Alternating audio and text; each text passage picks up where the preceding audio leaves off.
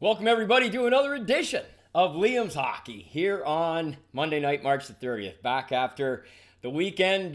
Didn't do one yesterday, as I suspected I probably would not do, and had a nice little pleasant surprise to be able to bang one out from Rocket's place on Saturday night for a few minutes. And I'm going to keep this one probably shorter rather than longer as well, and just keep these moving here and get back in the swing of things this week and see how things go. I think this is an appropriate shirt to be wearing tonight, as we're all just trying to survive this pandemic and hopefully get things going along. I think you're all familiar with this phrase here. I'm going to have to stand up, I think, to... there it is right there. All right. Greatest soundtrack. Well, Gardens of the Galaxy is pretty damn good too. But the soundtrack in Dazed and Confused, which is right from my era at St. Pius X High School. Love that movie, love that soundtrack, and love this saying by Matthew McConaughey. So for all of our health, hopefully, and there's been some scares locally, and some friends who are we're struggling a little bit tonight, definitely. Not just with the COVID-19, but with some other health issues. So definitely going to be sending out a big toast to them a little later as well. Other thing, little housekeeping. I meant to do a couple of shows ago. Not really going to get into doing doing a birthday thing religiously here, but and I will get back to the memorials. I didn't solicit for any tonight, but I think it's become a key component, and I'd like to keep doing it. But meant to wish John Bonner a happy birthday. I think he turned 75, if I'm not mistaken. The legend, the Ottawa legend. There isn't anybody who was involved at hockey at any level in the city of Ottawa in the past 40, 50 years. 50 years. Who's kidding who? That doesn't know that name, John Bonner. He's an absolute legend. If you haven't met him, then he's probably hacked you or punched you at some point. So hope you had a good birthday, John. Okay, so listen, a couple things on this date, March 30th. I'm going to save most of the Gordie Howe talk for tomorrow, when it would have been a birthday for him. He would have been 92 tomorrow, I believe. And I do have something I want to say. A little bit of a rant, if you will, towards the NHL. I'll save that for tomorrow. But on this day in 1969, Detroit lost a game to Chicago at the end of the regular season. These games were all, at this point of year, back in the day, in 69 and other years, were the end of the regular season typically. And it just goes to show you what can happen in a game. We talked last week about Bill Mosienko on March 23rd, scoring the 3 goals in 21 seconds. Last game of the regular season, both teams out of the playoffs, meaningless game. And he scores, it's one of the greatest statistical games in the history of the National Hockey League. So on this date in 69, Chicago beat Detroit 9-5. High scoring game, but you would get that. You got that more frequently than not back then, so it wasn't all that unusual. But just some interesting things in the game. First of all, Pat Stapleton for Chicago got 6 assists. He was the first defenseman since Babe Pratt with Toronto in 1944 to get 6 assists. Absolutely unbelievable. Got 6 assists on the 9 goals. Bobby Hull scored his 58th goal of the season, which was a record at that time, until Phil Esposito broke it 2 years later in 71 and went on to 76. And we know Wayne, as I said on Saturday night, scored his 92nd on that day, that actual date in 1982. So Bobby Hull with his 58th. Gordie Howe, who in 1969, so this is March 30th, so the next day he turned 41. 41 the next day, so he's still a 40-year-old, 41 the next day.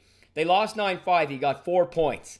His first point was a goal, which became his 100th point of the season. Third guy in NHL history to record 100 points in one season. Phil Esposito and Bobby Hull just preceded him just by a little bit. But Howe went on to get 3 more assists in that game. So he finished with 103 points. Remarkable, isn't it? He was a day before his 41st birthday. And as I said, I will save the majority of what I got on Howe tomorrow. But I want to point out something else, because 1969, that particular year for Gordie, did culminate a run unprecedented, as great as he was, and everything that he has stood for. This statistic, above all else, signifies why some people still feel Gordie Howe is the greatest of all time. You can make that case. Very few of us, myself included, ever saw him play in his prime.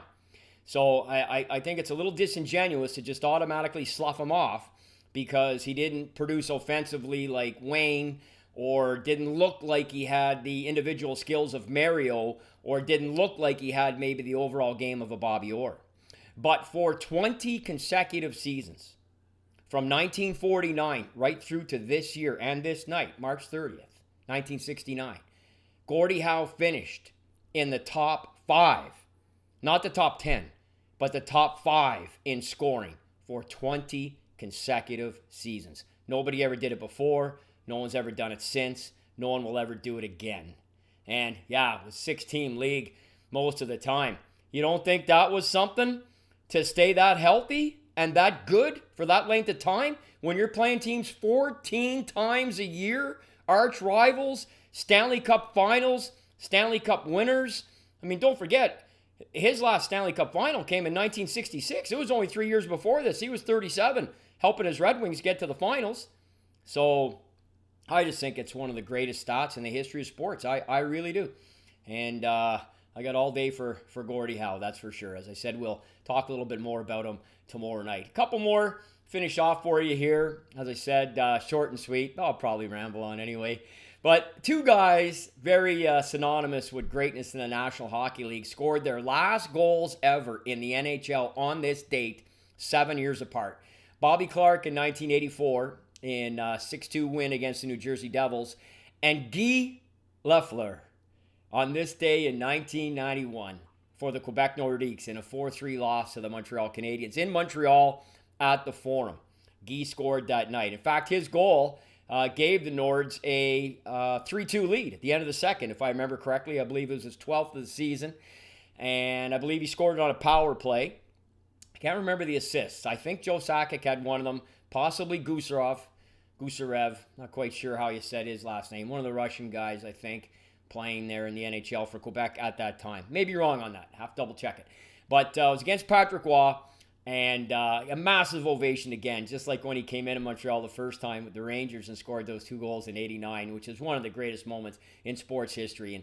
And just to finish on Guy for a second before I talk about Bobby Clarke, that was a culmination of a career. He scored 560 goals over 20 years. He missed 3 and change. As you know, he sat out, came back with the Rangers, and then 2 years with Quebec. But to see him in his prime, as I did, and many of you as well, possibly, in the 1970s on a Saturday night in Montreal at the Forum, it just didn't get any better. It just didn't get any better than that. It was such a special building, such a special time. They won almost all the time.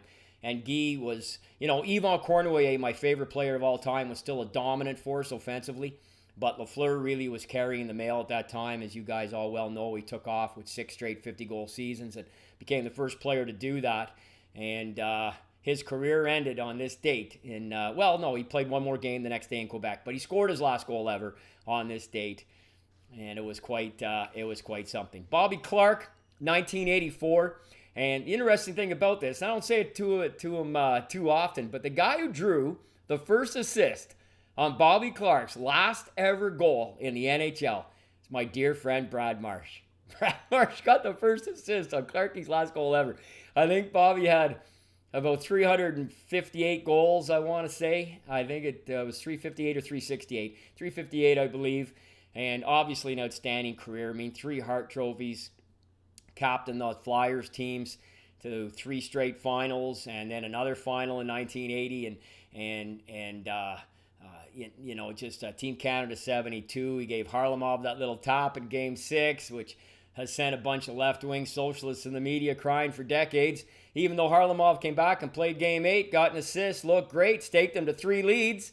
Nobody said anything then, but, years later, people got to cry. So it's come up in conversation. But Clarke scored his last goal ever in the NHL on this day in 1984, last regular season goal. On this day, they went out pretty quick in the playoffs that year, and he retired and got right into management and took the Flyers right back to the Stanley Cup Finals in 84-85. Really, truly a remarkable career. And one of the little anecdotes I love, he went to Florida as a GM. He went to Minnesota as a GM, and they went to the Stanley Cup Finals. And I love the story of them being in the finals against the Pittsburgh Penguins and Bobby Clarke coming out at practice as the general manager of the Minnesota North Stars with half his gear on, skates, the whole 9 yards, going out, taking face-offs, showing the guys what to do on the draws, like your Dave Gagne's and your Bobby Smiths and these guys on Minnesota in 91. It's a remarkable story. He was a remarkable athlete, given the diabetes. They didn't have quite, yes, it's insulin and everything else, but the medicine in 69, let's be honest, not quite as prevalent as it was decades later. And for him to survive, and not only survive as long as he did in the game, but to play at such a high level as long as he did, was truly remarkable. He's one of the greatest athletes, I think, in sports history. And just to finish up very quickly, the Toronto Arenas won the first ever Stanley Cup after the formation of the National Hockey League in 1917-18. Now, they won the NHL, but that didn't win them the Stanley Cup. They then had to host the Vancouver Millionaires for the overall Stanley Cup title. In those days, up until 1925-26, if you won the NHL, you did not win the Stanley Cup. You had to play either one or sometimes two other winners from other leagues out west to secure the Stanley Cup. And that was no different in 1918. And it was a hell of a series. But the rules were different, right? The West were playing 7-man hockey, and you could actually pass the puck forward in under Western rules. Under Eastern rules, you could not, and they played the traditional 6-man hockey as we know it, 5 skaters and a goalie.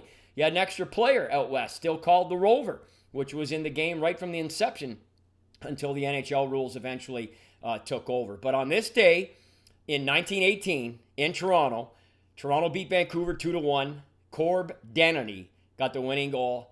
And the Arenas, which later became the Toronto St. Patrick's, which later became the Toronto Maple Leafs, recorded their first ever Stanley Cup under the banner of that organization. There was a team in Toronto that won the Stanley Cup 4 years previous, the Toronto Blue Shirts in 1914, under the ownership of one Mr. Eddie Livingston, I presume, but not affiliated with the Toronto franchises that are under the banner of the Leafs today. So there you go. Now, we will, of course, have our toast here, because I have a special one to shout out to a couple of guys. Now, I know Steve Lloyd was thankfully not there for anything untoward in terms of the COVID-19, but he was in getting some maintenance done, which, as I understand it, is a bit of a regular occurrence, he says. So I told him I would give him a shout out anyway. But really, the guy we're really championing today is my good buddy Gord Wilson. I'll just leave this right here. My good buddy Gord Wilson, who's had a hell of a few months with the heart attack, and then diagnosed with the vid and with COVID-19, the coronavirus, and he told me to take an extra shot tonight too. So I think let's do Lloydies first. Yeah. I would normally not do this, but Gord Wilson asked me to, so I'm just going to have a small one. My roommate's laughing in the background. Peter Oliver, some of you may know him. So many lines, so little time. Anyway, Gordo, this is to your health, buddy, and I want you to espouse this shirt, man. All right.